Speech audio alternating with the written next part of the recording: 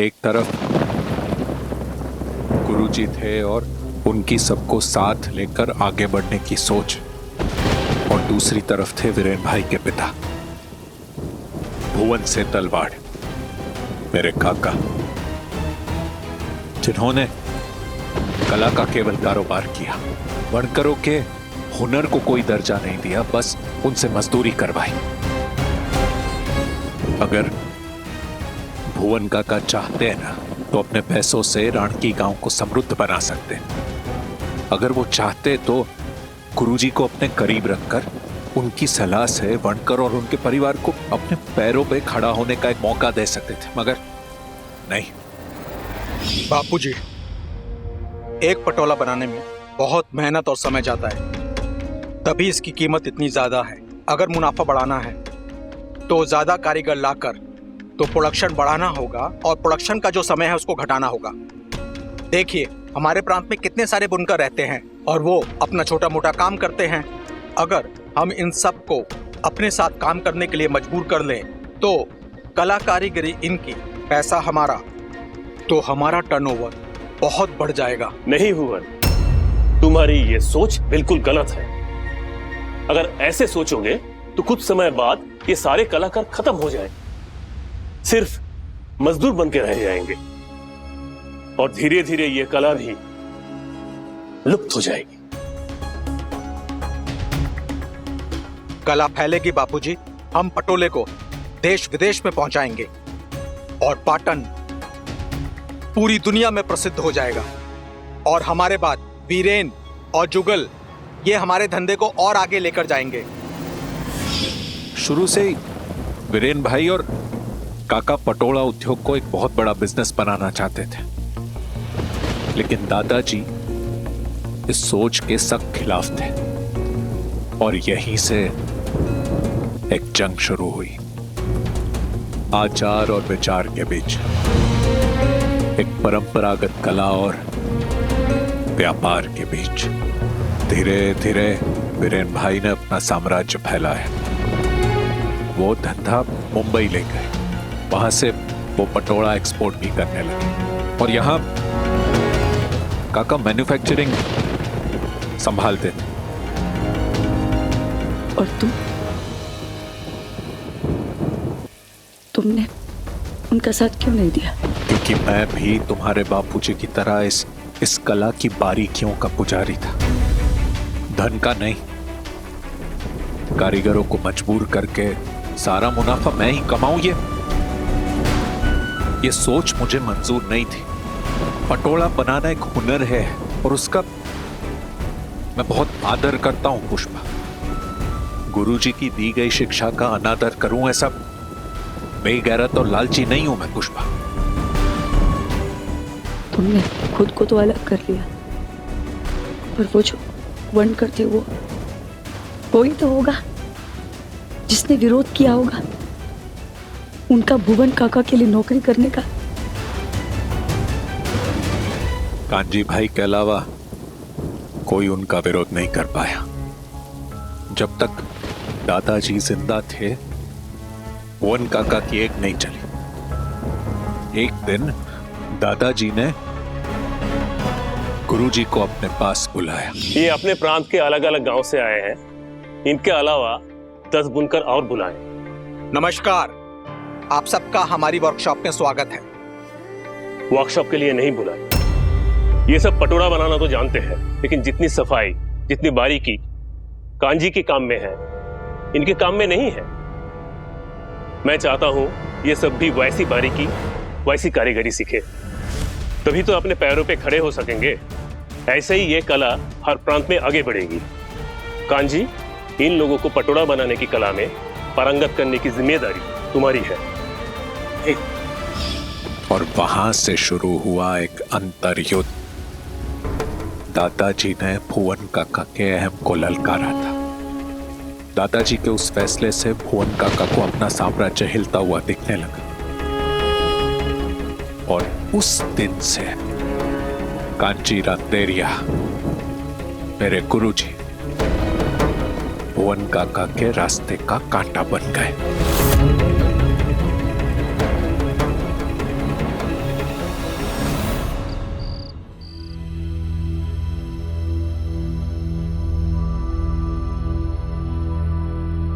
ऐसे अकेली क्यों बैठी है?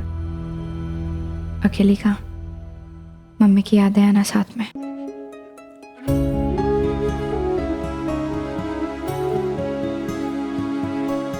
मम्मी को मिस कर रही है? बहुत।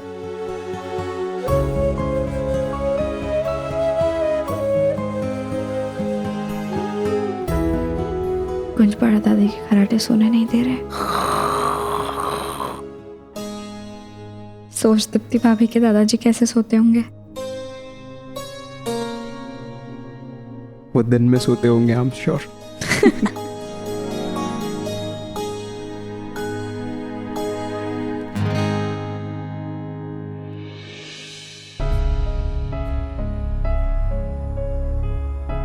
तेरे बिना घर खाली खाली लगता है।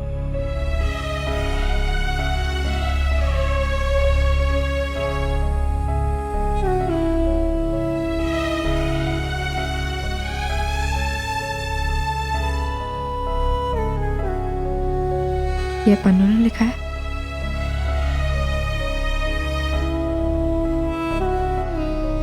मम्मी के लाइफ का एक और टेंशन वाला चैप्टर।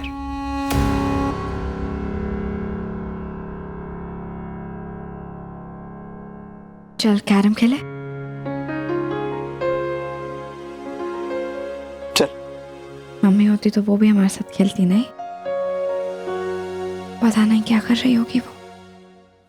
बापूजी ने तो कभी भी किसी का बुरा नहीं चाहा, फिर उन लोगों को ऐसा क्यों लगा?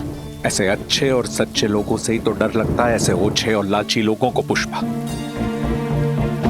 गुरुजी ईमानदार थे, उनकी सोच गहरी थी, बड़ी थी, वो दूर की सोचते थे और इसीलिए भुवन काका गुरुजी से डरते थे। इस कांजी रांदेरिया का कुछ करना होगा।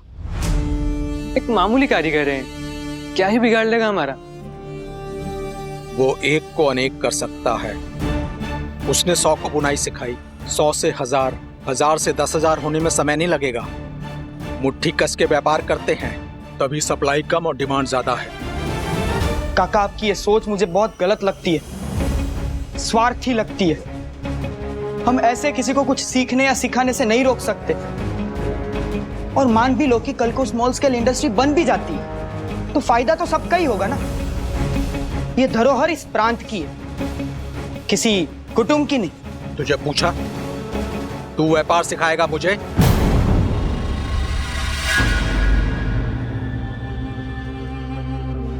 सेतलवाड़ की मोनोपोली के सामने कोई नहीं आएगा, कांजी रांदेरिया भी नहीं। वीरेन, जो मजदूर मजबूर हैं, जिनके सर पे लोन है, जिनके बच्चे पढ़ना चाहते हैं, उनको उनकी गरज के हिसाब से काम देता जा, पैसा देता जा। कर्जा दे के उनके कंधे ऐसे झुका दे कि उनको हमारे अलावा कहीं और बुनाई करने की जरूरत ना पड़े। तो क्या सारे कारीगर पैसों के बोझ तले दब गए?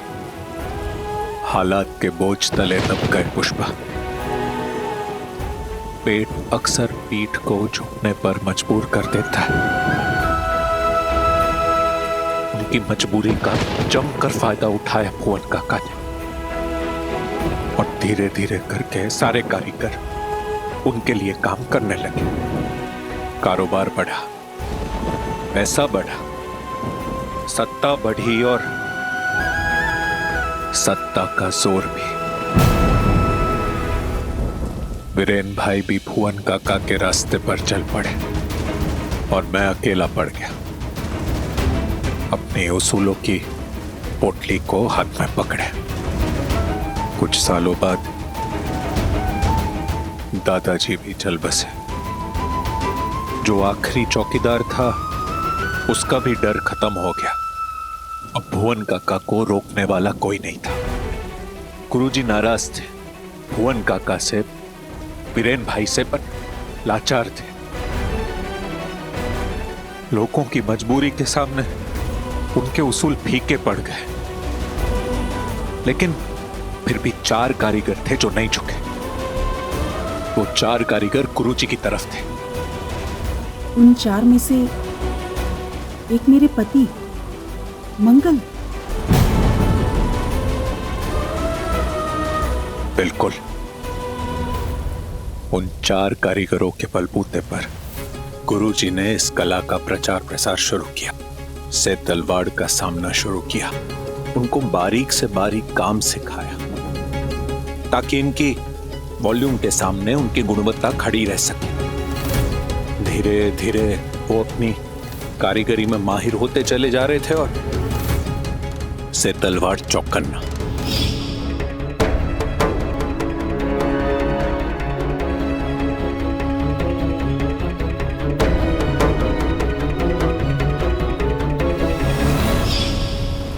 सब कुछ ठीक चल रहा था और फिर एक दिन वो चारों कारीगरों की चिताएं जल रही थी स्मशान में और गुरुजी नम आंखों से उस 4 चिताओं को देख रहे थे।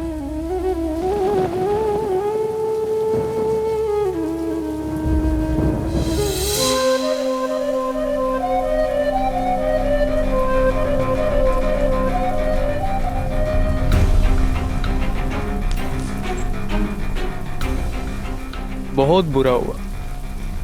4 एक ही दुर्घटना में, एक चखड़े में सवार 4 लोगों के एक बड़े से ट्रक के सामने क्या हैसियत गुरुजी। हरी शरण मिले इन सबको। हमारे साथ जुड़ गए होते तो रोज रोज आपके घर ना आते,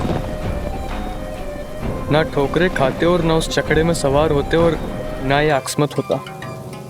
अभी तो आराम से हमारे वर्कशॉप में पंखे के नीचे बैठ के अपना काम कर रहे होते, पर आपकी धुन और आपकी संगत में बेचारों ने अपनी जान गंवा दी। प्रवाह के सामने जाने की कीमत तो चुकानी पड़ेगी। हमें पता है किसने इन्हें मजबूर किया है कीमत चुकाने पर। उस रास्ते जहां छकड़ा भी मुश्किल से जाता है, उस रास्ते पर ट्रक कैसे पहुंचा? क्या बिगाड़ा था इन बेचारे गरीबों ने आपका?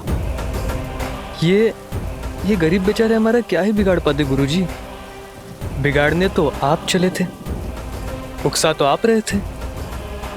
अब इन 4 की मौत के जिम्मेदार हम नहीं हैं, आप हैं, क्योंकि आपके घर आते आते इनकी जान गई है। हमारे घर से जाते तो हम तो हर्जाना देते, परिवार को पूंजी देते, पर आप तो वो भी नहीं दे पाए गुरुजी। क्यों खिलवाड़ करते हैं किसी के भविष्य के साथ इस कला के नाम पर? चलिए छोड़िए, इन 4 का जो हुआ सो हुआ। बस आगे से किसी को उकसाइएगा मत। घर की छत गिर जाती है ना गुरुजी, तो दीवारें किसी काम की नहीं रहती। घर वाले बेसहारा हो जाते हैं। आज ये हैं, कल आप भी हो सकते हैं गुरुजी। क्यों जोखिम मोल लेना? हमें धंधा करने दीजिए। आप अपना घर और अपनी जवान बेटी को संभालिए।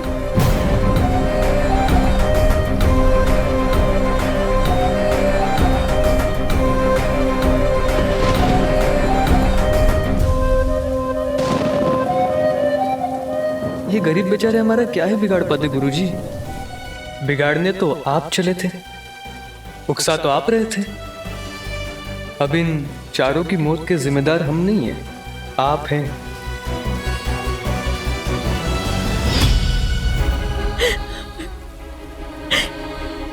इतना कुछ हो गया और बापूजी ने मुझे माना तक नहीं रखने थे। इसीलिए ताकि तुम्हारी पढ़ाई पर कोई असर ना हो पुष्पा।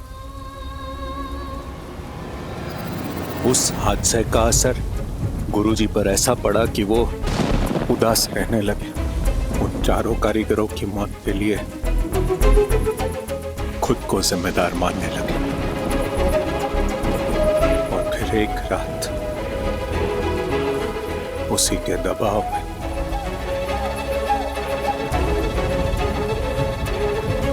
गुरुजी चल बसे।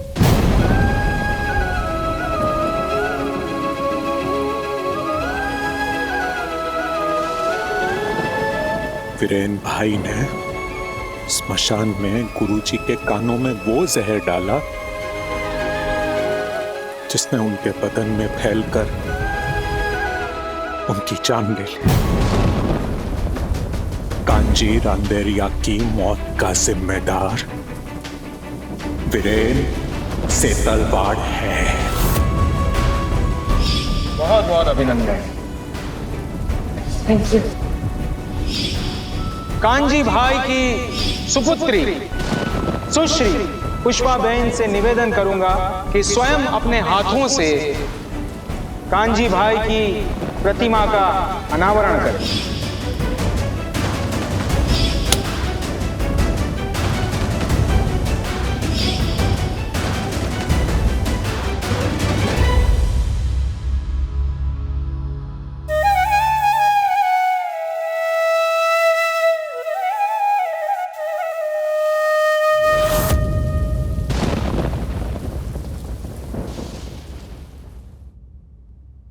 तुम्हें इतना कुछ पता था जुगल, तो तुमने मुझे या मास्टर जी को कभी बताने की कोशिश क्यों नहीं की? पुष्पा, गुरुजी की मौत के बाद मैं राणकी छोड़कर यहां वावड़ी में आकर बस गया। बस क्या गया, यूं कह लो खो गया।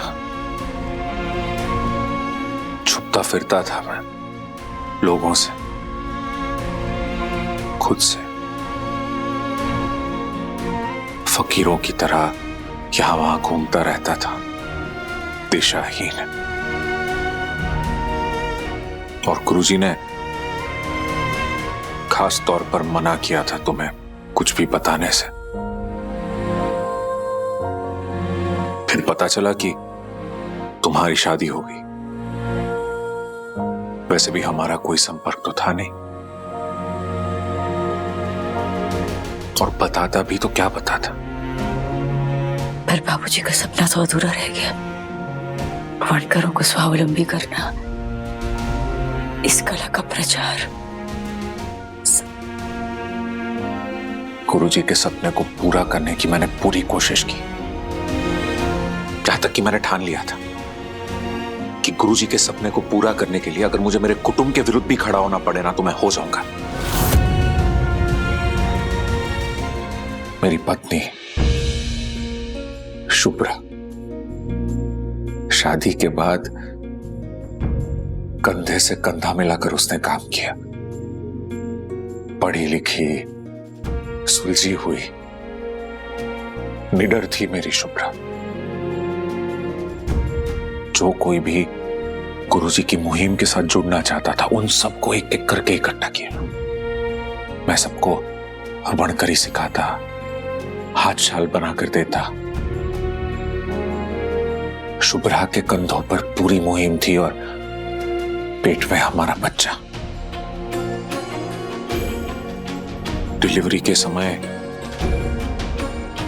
कुछ तकलीफ के कारण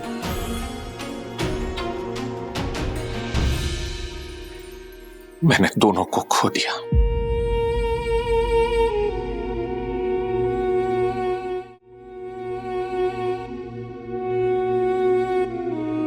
शुभ्रा को और हमारे होने वाले बच्चे को।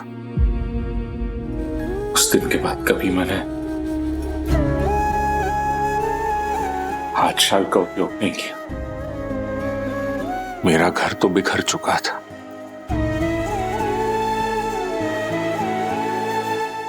इसलिए इन मकड़ियों का घर नहीं बिखरने दिया।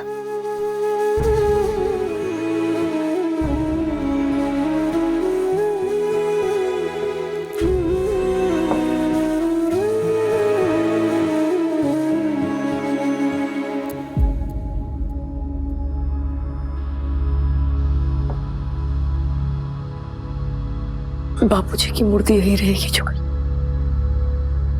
तुम्हारे पास।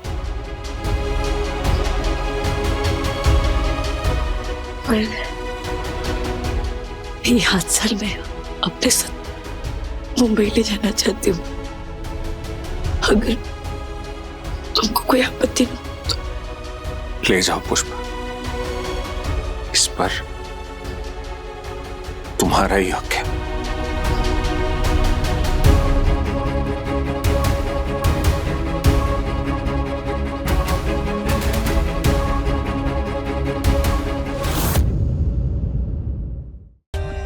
For more updates, subscribe to our channel, click the show links and enjoy watching the videos.